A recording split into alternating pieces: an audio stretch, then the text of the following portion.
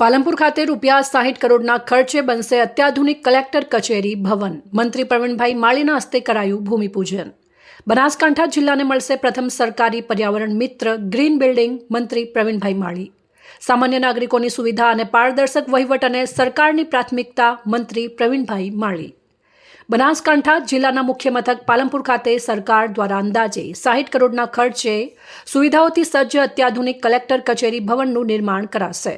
આજરોજ રાજ્યના વન અને પર્યાવરણ, વાહન વ્યવહાર અને ક્લાઇમેટ ચેન્જ રાજ્યમંત્રી પ્રવીણભાઈ માળીના હસ્તે નવીન બનનાર કલેક્ટર કચેરી ભવનનું ભૂમિપૂજન કરાયું હતું.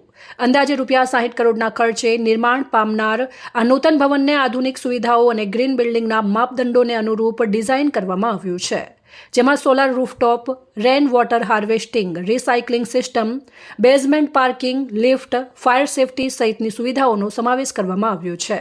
આ ભવનનું નિર્માણ માર્ગ અને મકાન વિભાગ દ્વારા હાથ ધરવામાં આવશે અને તેની કામગીરી આગામી અંદાજિત 18 મહિનામાં પૂર્ણ કરાશે. નવા કલેક્ટર કચેરી ભવનમાં આધુનિક મીટિંગ હોલ, કોન્ફરન્સ સુવિધાઓ તેમજ સર્વિસ સંબંધિત તમામ સુવિધાઓ ઉપલબ્ધ રહેશે, જેના પરિણામે જિલ્લાવાસીઓને વધુ સગવડપૂર્ણ અને ઝડપી વહીવટી સેવા મળશે. ખાસ કરીને પાણી, વીજળી અને અન્ય આધુનિક સુવિધાઓ માટે સુયોગ્ય આયોજન કરવામાં આવ્યું છે, જેથી કાર્યક્ષમતા અને સુવિધા બંનેમાં વધારો થશે. આ પ્રસંગે મંત્રી પ્રવીણભાઈ માળીએ જણાવ્યું હતું કે રાજ્ય સરકાર સામાન્ય નાગરિકોને પોતાના વહીવટી કામોમાં સરળતા રહે તે માટે સતત પ્રયત્નશીલ છે.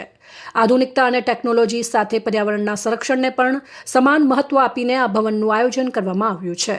આ સંપૂર્ણ ભવનને ગ્રીન બિલ્ડિંગ તરીકે વિકસાવવામાં આવશે, જેમાં પર્યાવરણને અનુકૂળ તમામ માપદંડોનું પાલન થશે. આ નવી કચેરીમાં દિવ્યાંગ અને દ્રષ્ટિબાધિત નાગરિકોને પણ કોઈ મુશ્કેલી ન પડે તે માટે વિશેષ સુવિધાઓ ઉપલબ્ધ કરાવવામાં આવશે, જેથી દરેક વ્યક્તિ સરળતાથી સેવાઓનો લાભ લઈ શકે. આ કલેક્ટર કચેરી ભવન બન્યા બાદ જિલ્લાના નાગરિકોને એક સુવ્યવસ્થિત, ટેકનોલોજી આધારિત અને સુલભ વહીવટી કેન્દ્ર મળશે, જેનાથી સરકારી સેવાઓ વધુ પારદર્શક, ઝડપી અને અસરકારક બની શકશે. આ પ્રસંગે પાલનપુર ધારાસભ્ય અનિકેતભાઈ ઠાકર, જિલ્લા કલેક્ટર મિહિર પટેલ, જિલ્લા વિકાસ અધિકારી એમ.જે. દવે સહિતના અધિકારીઓ અને મહાનુભાવો ઉપસ્થિત રહ્યા હતા. સામાન્ય માણસોના પોતાના વહીવટી કામો માટે સરળતા રહે તે માટે સમય પ્રમાણે આધુનિકતા, ટેકનોલોજીનો સંગમ અને પર્યાવરણને ધ્યાને રાખીને રાજ્ય સરકારે 60 કરોડ રૂપિયાના ખર્ચે આ બિલ્ડિંગને મંજૂરી આપી છે. આનું આજે ખાતમુહૂર્ત કરવામાં આવ્યું છે. આ બિલ્ડિંગની વિશેષતા રાજ્યની અંદર એક અનોખી છે કે આખું બિલ્ડિંગ ગ્રીન બિલ્ડિંગ બનવાનું છે.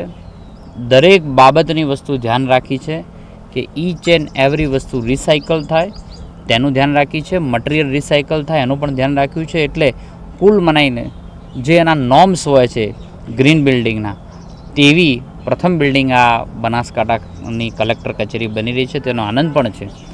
આવનારા સમયની અંદર જ્યારે બિલ્ડિંગ બનીને તૈયાર થઈ જશે ત્યારે દરેકને દરેક બાબતે એક સામાન્ય દિવ્યાંગ લોકો માટે પણ ધ્યાને રાખીને પણ નાની નાની બાબતો, જે અંધ છે એના માટે પણ, સુરદાસ છે એના માટે પણ, આવી નાની નાની બાબતોને ધ્યાને રાખીને આ બિલ્ડિંગનું ખાતમુહૂર્ત આજે કરવામાં આવ્યું છે. આવનારા સમયમાં સામાન્ય પ્રજાને પોતાના કામો માટે મુશ્કેલી ન પડે અને એના માટેની જે વ્યવસ્થાઓ ઊભી કરવાની હોય તે પ્રકારનું બિલ્ડિંગ નવું કલેક્ટર કચેરી બનવા જઈ રહી છે.